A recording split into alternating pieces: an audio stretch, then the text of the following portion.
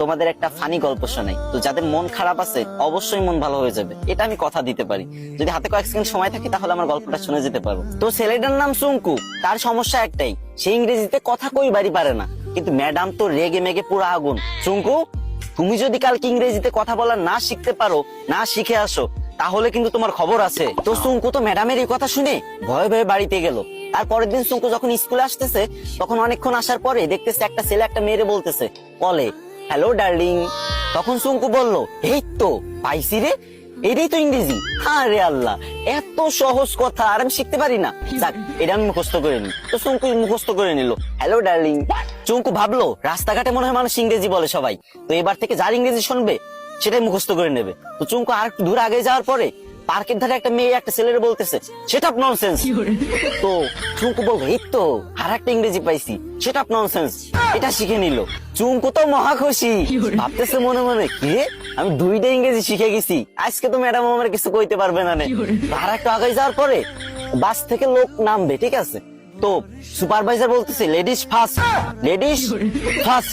তো চুঙ্কু ভাবছে যে এই তো শিখে ফেলছি 3 নাম্বার ইংরেজি, 3টে ইংরেজি শিখে ফেলছি, আমি তো পারি না ইংরেজি, আজকে 3টে ইংরেজি একসাথে শিখে ফেলছি, ম্যাডামরা তো যাই ফাটাই দেবো পুরো। তো চুঙ্কু তো মহা ভাব সাব নিয়ে পুরো নায়ক শাকিব খানের মতো হাঁটতে হাঁটতে স্কুলে চলে গেল।